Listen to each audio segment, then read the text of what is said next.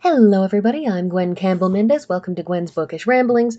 So, this was one of my favorites as a kid. Obviously, because, I don't do this about books that I didn't like at the time I was reading them.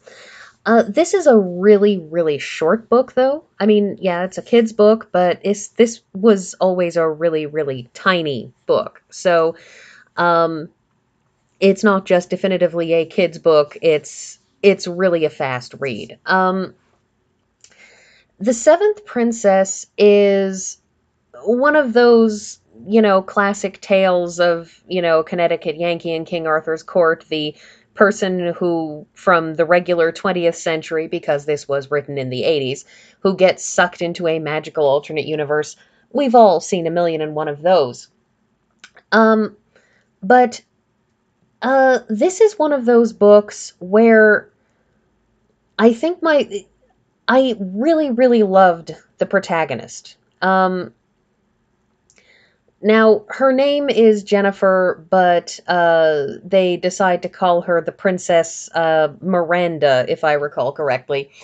Um, the thing is that she gets sucked into this alternate universe, and what makes her such a wonderful protagonist is that she rolls with it. Now, true, at first she says, "Oh, I have fallen asleep and am now dreaming," because everything that is happening, from the fact that the school bus I was on has turned into a carriage, to the fact that the carriage apparently had invisible, non existent horses pulling it, to the fact that there were clothes in the carriage for me to change into that were somehow exactly the right size, and I've got these slippers that are literally made of silver that are somehow not horrifically uncomfortable, and everybody's calling me princess. Obviously, she's assumes that it's a dream and rolls with it at first on that basis. But even once she comes to see that this isn't a dream, she has a wonderful stick-to-itiveness, a marvelous way of just saying, what's going on, here's what's happening, here's what I need to do, here's the things that we need to do to handle this. And, she has freakouts from time to time, but for the most part, what makes her such a wonderful protagonist is not that she's so incredibly brilliant, it's not that she's, a magical warrior thing, whatever. This isn't the Song of the Lioness Quartet or any of Tamora Pierce's series. This isn't um, the Enchanted Forest Chronicles. What you have here is somebody who just stays calm and keeps on going. And that's what's really, really great about her. Is it's it's that kind of bravery that is, do I have another option? I mean, a good option? No. And she just keeps on trucking. And that's one of the great things about this. Now, The Seventh Princess, this particular book, basically the story goes that there's this evil sorceress, and she's been basically threatening this country with her harpies, and what she does is she makes them send her a tribute, and they have to send her a princess, except they only had one princess, and so they start kidnapping girls from alternate dimensions and saying the king has adopted her as a daughter, she's now a princess, and then we're going to mail her off to the witch on the night of the full moon and the summer solstice or whatever it is. And um, the thing about it is that I think part of what happens here, part of what makes Jennifer, our protagonist, so successful in this is that she doesn't let it go to her head. It is this calmness that is her strength. That is what gets her through, is the fact that she doesn't let anything take her aback. She just keeps right on going. So now we see Jennifer on this cover, obviously, the one in the yellow dress with the blue cloak, and there's the harpy in the background, and next to her is a dwarf. And the dwarf is Simpson the dwarf, who actually turns out to be the long-lost prince of this country. Not that we not that we know that until the end, although I suspect it is probably foreshadowed, but as I've no doubt said before, I don't really pay attention to foreshadowing. I don't believe in it. I believe in reading the story and seeing what happens, not trying to look at all the things in the book while I'm reading it and saying, what is this hinting at? Because honestly, we'll get there. I don't need you to drop me weird clues. Anyways, he is the foremost of her allies. When she first lands there, it gets pulled into this alternate universe. He helps her. He helps explain what's going on. He helps protect her from the evil Duke, who is working with the sorceress because, as long as he keeps the king poisoned, then he can act as the king's regent and he can run the country and he has all of this power. And as long as the wicked sorceress is running around, obviously he gets to, sort of keep everything under his iron fist.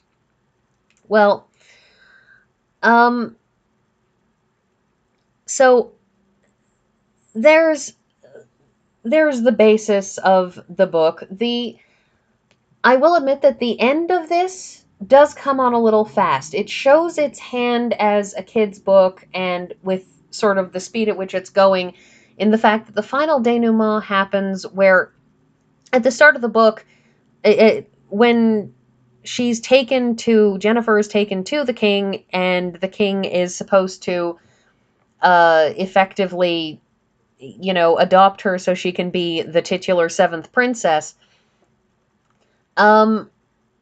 She feels bad for him and leans in and kisses him on the cheek, and the fact of her affection is sufficient to break the spell that he's under, the spell that evil Duke Ronaldo is keeping him under. It's enough for him to wake up and tell her to find the Palladian scroll. Well, they do eventually find the Palladian scroll, and she looks at it, and it's just some sort of a magical pattern thing that apparently, if you look at it, gives you superpowers. And it's the one problem with this book, is that she looked at it, and it, at first everybody and she thinks nothing happened. And then she winds up in a magical battle with the evil sorceress, and it's a very, very odd thing because, well, it's a little like Power Rangers when they first get their Zords and everybody just knows how to drive the giant robot, as though somehow you should just be able to drive the giant robot. She's doing all of this complicated magical stuff as though just, you can totally just do that.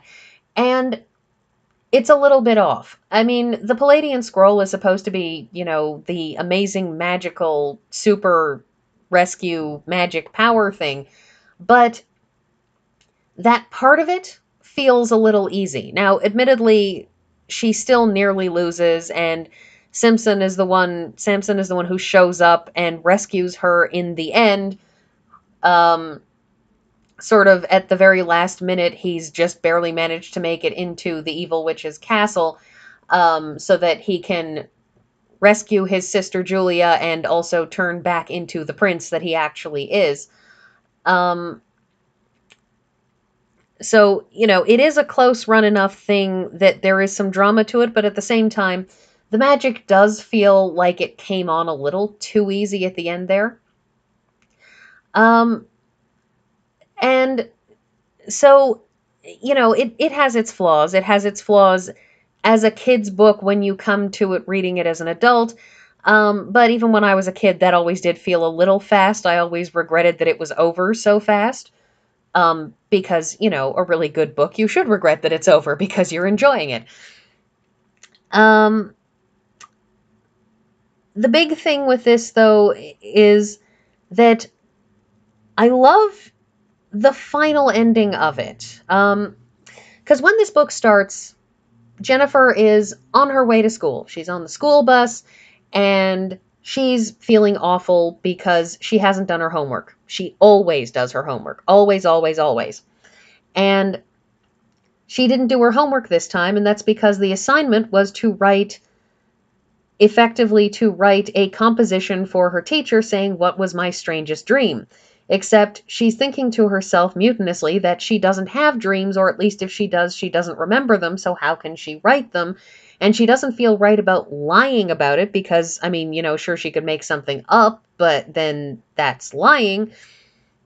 And at the end of all of this, she's the one who saved the day, and the new the new sort of grand chancellor to the king, who is the minor magician who helped her and Samson and everyone, on their way.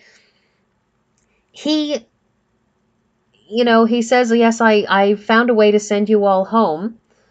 But is there anything you want? Can I give you anything?" And she thinks for a moment and whispers the request in his ear, and he looks at her and says, "Yes, I can absolutely do that. That is totally within my power." And it turns out that what she asked for is one of those incredibly wise gifts, one of those gifts where you say, yes, there are not many better things you could have asked for, and that is, she asks him to do her homework. Because, of course, she doesn't want to show up at school without her homework done. And she, closes her eyes as she hears the chanting, and when she opens them again, she's on the bus, and all of her friends are there, and everything is just going along as it was. And when she looks in her bag, there's the homework that she hadn't written, telling this story of this adventure that she's just undergone. And it's a lovely, perfect little ending. It's that hint that magic is actually real, that it wasn't all just a dream, because she knows that she didn't have her homework before, and there it is. But it's also the perfect practical gift. She could ask for any number of things, and instead she just asks for that one really, really simple short-term thing that is exactly what she needs in that moment.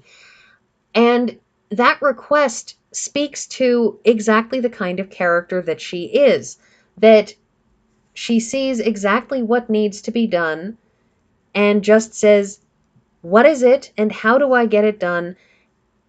And just goes ahead with it. She keeps calm and carries on. She is a t-shirt in and of herself. So now that I've basically told you nearly the entire plot, because, I mean, that is the plot. It's an incredibly short book, and it's virtually impossible to talk about this book at any real length at all without basically giving away the whole story. But as I always say, it's not about having the plot summary, it's about actually reading the actual words. So,